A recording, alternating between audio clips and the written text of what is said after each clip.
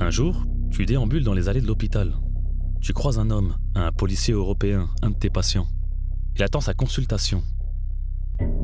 Et au même moment, un autre patient, un homme du pays, soigné pour stupeur, le reconnaît.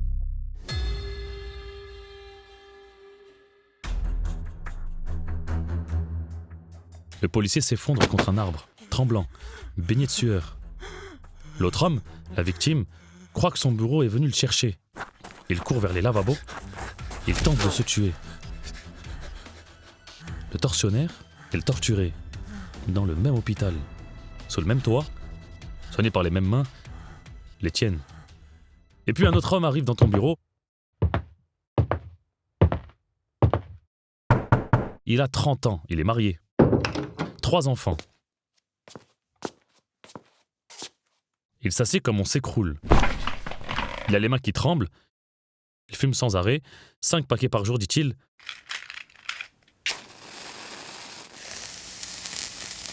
Sa voix est plate. Ses yeux sont creux. Il te parle de ses insomnies, puis de ses cauchemars, puis de ses crises de colère, puis de ses enfants. Il bat ses enfants. Même le plus petit, celui de 20 mois.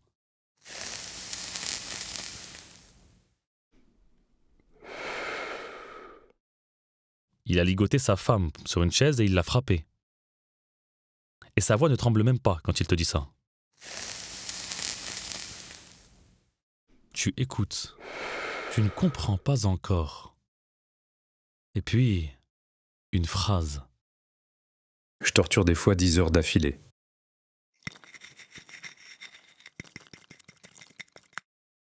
C'est un problème de succès personnel. On est en compétition, quoi. Il faut qu'il espère, c'est l'espoir qui fait parler. Et tu comprends, cet homme est un tortionnaire, un professionnel. Il ne vient pas pour arrêter, il vient pour continuer.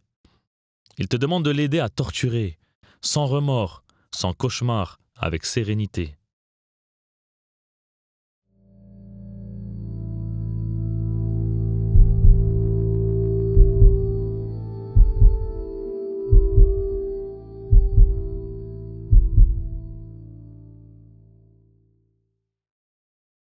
Comment guérir quelqu'un à l'intérieur d'un système qui est lui-même la maladie? Comment soigner la fièvre quand c'est la maison qui brûle?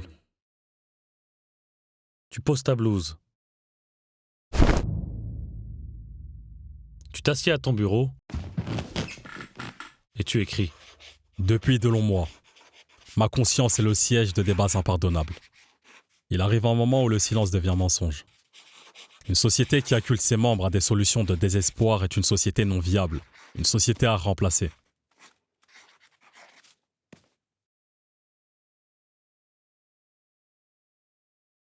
Tu choisis ton camp, le camp de ceux qui se battent, les clandestins, les maquisards, les ombres, ceux que les journaux appellent terroristes, ceux qui s'appellent eux-mêmes résistants.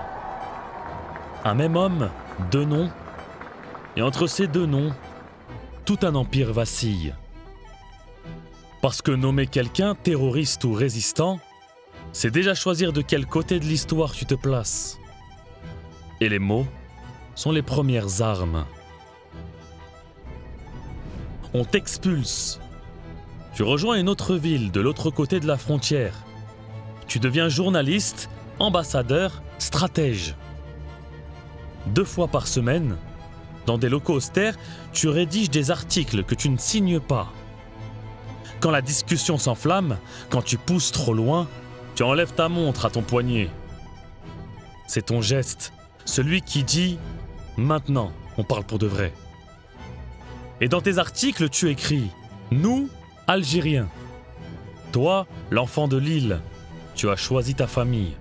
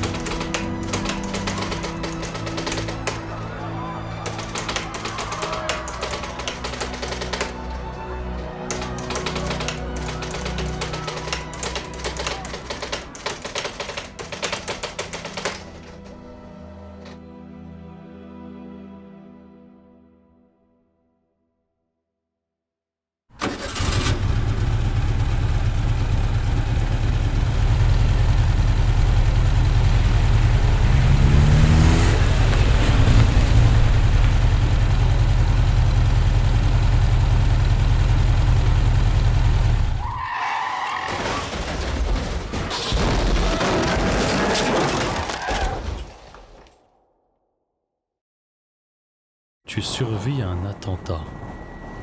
Une voiture piégée au milieu du désert. On te soigne dans un hôpital étranger. Ton nom et ton numéro de chambre paraissent dans un journal. Tu demandes à changer de chambre en pleine nuit.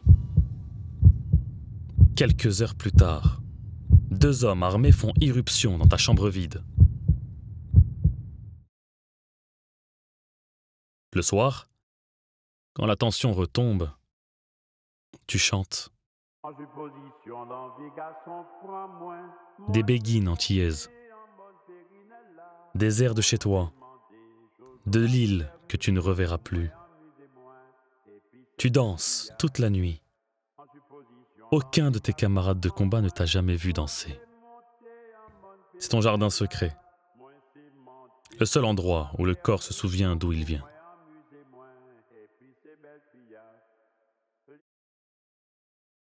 Tu traverses le désert. Les épaules te tombent tant la chair est meurtrie sous ce midi assommant. Tu rencontres des hommes qui rêvent d'un continent debout. Et tu écris un dernier livre. Tu le dictes plutôt. Parce que tes mains ne tiennent plus le stylo. La maladie est là. Elle s'est installée dans ton sang comme un côlon qui ne partira pas. Tu as 36 ans. Et ton corps, qui t'a porté à travers 3 continents, commence à te lâcher. Tu dictes alité, entre 2 hémorragies. Ta secrétaire note le matin à la main, tape le soir sur une vieille machine dont certaines lettres sont usées. Tu ne reviens jamais en arrière, tu ne corriges pas. Les phrases sortent entières, définitives, comme si elles avaient attendu toute ta vie pour être prononcées. Quittons cette Europe qui n'en finit pas de parler de l'homme tout en le massacrant. Il faut faire peau neuve, développer une pensée neuve, tenter de mettre sur pied un homme neuf.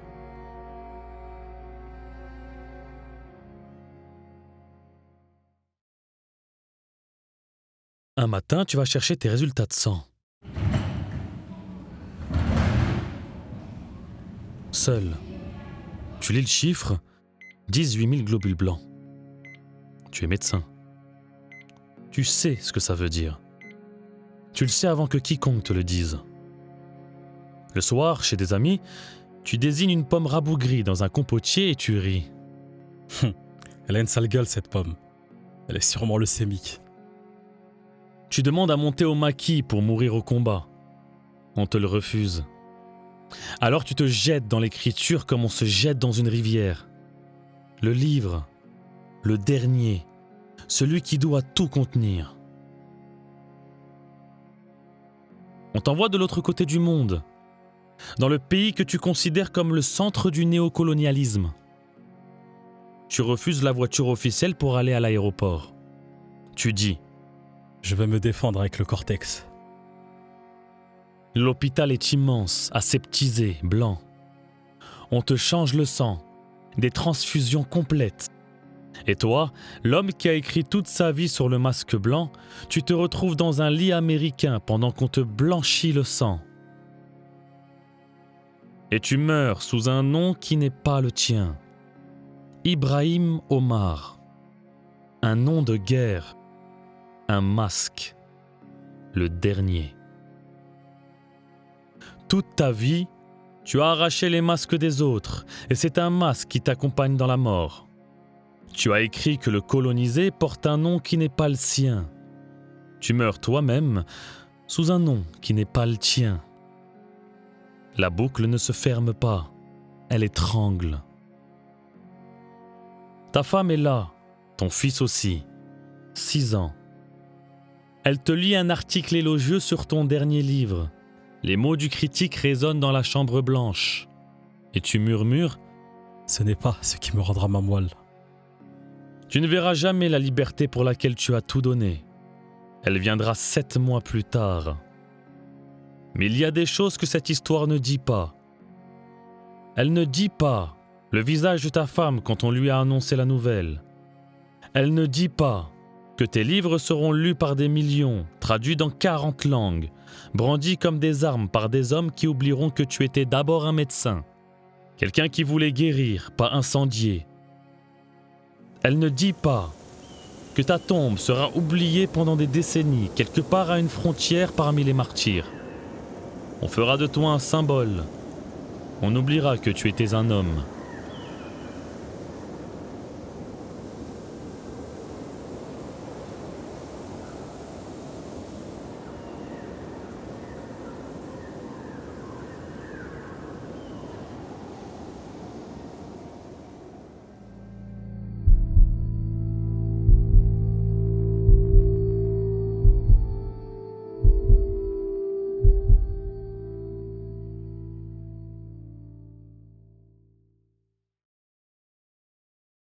Cette histoire, c'est l'histoire d'un homme qui a traversé 3 continents, 2 guerres et 1000 masques.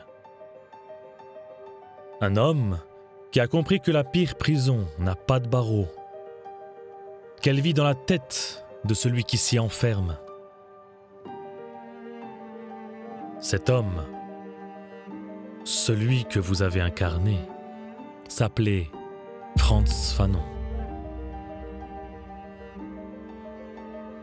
Fanon écrivait que l'aliénation la plus profonde n'est pas celle qu'on subit, c'est celle qu'on désire.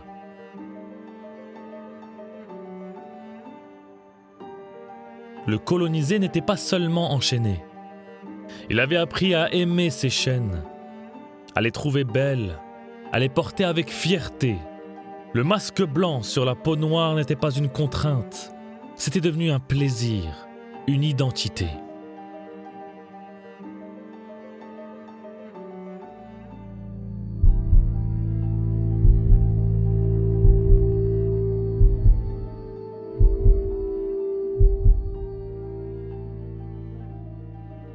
Pendant ces 20 minutes, tu as vécu sa vie, tu as ressenti la colère de découvrir que ta pensée n'était pas la tienne. Maintenant, pose-toi une question. Fanon portait un masque blanc sur une peau noire. Toi, en ce moment, quel masque portes-tu ? Celui par exemple d'un algorithme qui choisit ce que tu penses ? Ce que tu désires, ce que tu ressens. Depuis combien de temps ce masque est-il devenu ton visage ? Fanon disait que le système détruisait les 2 côtés, celui qui domine et celui qui est dominé, celui qui frappe et celui qui reçoit. Et si c'était la même chose aujourd'hui ? Celui qui scrolle et celui qui est scrollé, celui qui consomme du contenu et celui qui est consommé par lui. La chaîne a changé de forme, pas de nature. Fanon devait se libérer d'un empire. Toi, de quoi dois-tu te libérer ? Tu viens de passer 20 minutes ici. 20 minutes sans scroller, sans notification, sans fuite.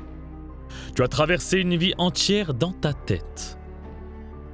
Tu as ressenti de la colère, du dégoût, de l'inconfort. Tu as pensé. Vraiment pensé.